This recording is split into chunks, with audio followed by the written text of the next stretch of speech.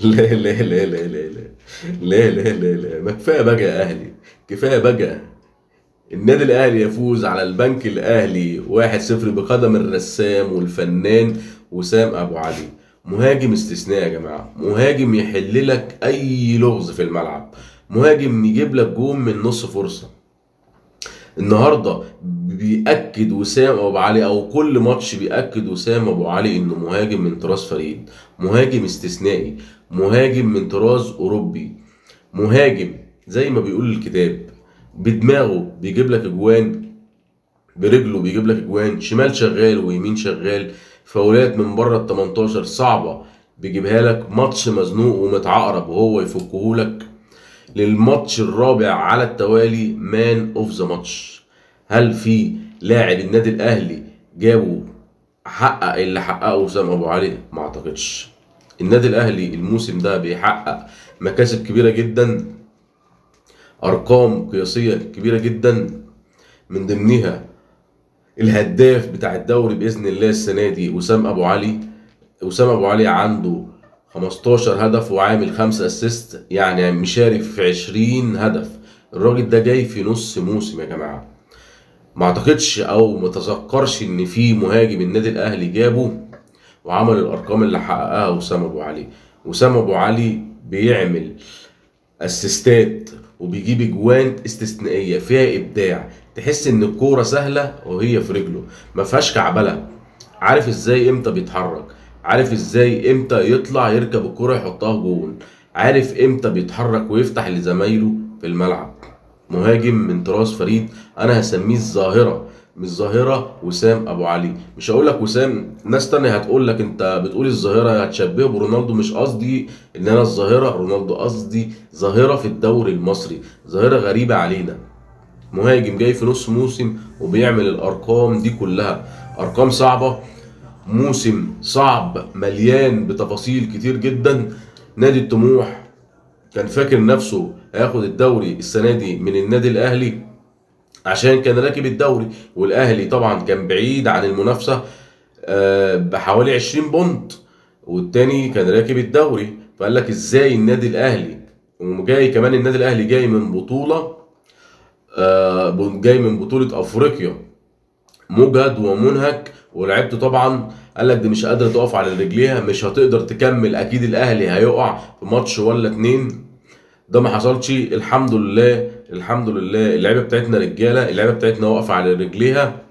وطبعا بنشكر مارسيل كولر اللي بيحقق النهارده الفوز ال 18 للنادي الاهلي، وبيكسر الرقم بتاع الاسطوره مانويل جوزيه، ان مانويل جوزيه كان محقق 17 فوز متتالي. النهارده مارسيل كولر بيحط رجله على سلم المجد، على سلم اسطوره من اساطير النادي الاهلي. النهارده بيحقق 18 فوز متتالي. النادي الاهلي الموسم ده بيحقق مكاسب كتير جدا جدا جدا جدا. اولا التركيز، الاهلي بيعمل موسم للتاريخ، بيعرفك القيمة الحقيقية لنادي البطل. هو ده نادي البطل، مهما تكون معاك فلوس، مهما تكون عندك سكواد قوي، مهما يكون عندك من دوافع، النادي الاهلي الموسم ده بيعرفك يعني ايه، يعني ايه نادي بطل، يعني ايه نادي بينافس في كل البطولات على المركز الاول، بيحط كل نادي في حجمه الطبيعي. الفلوس مش كل حاجة، وبيحطك يا طموح في حتة اللي المفروض انت اللي هي دي المكانة الطبيعية بتاعتك تحت النادي الاهلي. اعتقد ان الموسم ده موسم صعب ومجهد على النادي الاهلي. اعتقد ان الاهلي بالفوز بتاع النهارده بيحقق مكسب كبير، بي... بيعرف الانديه مين النادي الاهلي، بيعرف الطموح مين النادي الاهلي، بيعرفوا ازاي تبقى فريق بطل مهما كانت الصعوبات، مهما كنت مجهد. الفلوس ما بتعملش بطولات، السكواد الكويس ما بيعملش بطولات، انك تغلي التذاكر على الجمهور ما بيعملش بطولات. لما تعمل مشاكل في الملعب وتبقى مؤذي ما بتعملش بطولات. الاهلي نظام، والاهلي سيستم، والاهلي جمهور. ببارك للنادي الاهلي، ببارك لمارسيل كولر على وجه الخصوص.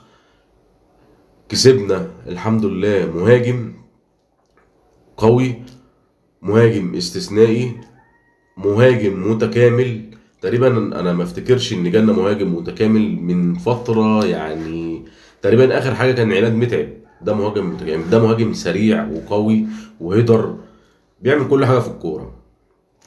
فالمكاسب اللي حققها النادي الاهلي في الموسم ده مكاسب كبيره جدا. بتمنى اللي جاي باذن الله يكون افضل. هنتكلم على بعض اللعيبه. عندك كريم فؤاد، لاعب اتطور مع المدرب بتاعه مع مارسيل كولر، تطور كبير جدا في الاداء. انا اتفرجت له على كوره النهارده، بيرفع الكوره بشماله ولكنه احسن باك شمال في مصر. كريم فؤاد لاعب كويس جدا جدا جدا، اشتغل على نفسه كتير جدا جدا. ما حسيناش فرق كبير لما لما علي معلول ما لعبش، عرف يملأ المكان ده. ما حسيناش بالفراغ الكبير اللي بين كريم فؤاد وعلي معلول. بيلعب في كذا مركز، بيلعب وينج، بيلعب وينج شمال، ممكن يلعب وينج يمين، يلعب باك يمين، باك شمال، بيلعب في كذا مكان. لعيب سريع، اكتسب خبرات كتير، عنده مهارات، بيعدي واحد على واحد. كريم فؤاد اتطور بشكل كبير جدا جدا. انا من الاشخاص اللي بحب الكوره تيجي لكريم فؤاد، بيمتعني. عندك مروان عطية، لا غنى عنه، استخلاص، استبسال، مجهد مش مجهد، لعيب استثنائي، لعيب بيديك الافضليه في نص الملعب. لعيب مهما كان تعبان، مهما كان مجهد، مهما كان موسم طويل عليه، لاعب بيديك دايما الفارق في الملعب. اكرم توفيق، ربنا يبارك له، ربنا يديله الصحه وربنا يبعد عنه الاصابات. بيعمل لك فارق كبير جدا جدا في نص الملعب. تيكلينج، بدون فاولات، قاطع لكل الكوره من شمالها ليمينها لقدام لورا، بيكمل مع الفريق قدام، بيساعد في الهجوم، بيساعد في الدفاع. اكرم قوه بدنيه، اكرم لاعب كويس جدا جدا، ربنا يحميك يا اكرم. النهارده برضو ما حسيناش بغياب محمد عبد المنعم، لان برضو ما كانش عليك هجمات كتير. الاهلي برضو كان اغلبيه الوقت مستحوذ على الكوره ودايس شويه. لكن طبعا عبد المنعم كان المفروض من ماتش ولا ماتشين بس، طبعا ده كان هيبقى صعب شويه عشان الاهلي كان محتاج الكام بونت اللي فاتوا دول عشان يبقى راكب الدوري ومستريح. النادي الاهلي عمل ماتش النهارده مش احسن حاجه، بس انا طبعا عذر اللعيبه برضو، انا حاسس بيها اللعيبه مجهده، في بعض اللعيبه مش قادره اصلا تقف على رجليها. ببارك للنادي الاهلي تاني لصداره الدوري. ببارك لأسامة ابو علي، باذن الله ياخد هداف الدوري. ببارك لمارسيل كولر اللي هو يتخطى الاسطوره مانويل جوزيه برصيد 17 مباراة متتالية لمانويل جوزيه. مارسيل كولر النهارده بيحقق 18 فوز متتالي. مبروك علينا، ارقام كبيرة وارقام كويسة وارقام قياسية جديدة. مبروك للنادي الاهلي، والسلام عليكم.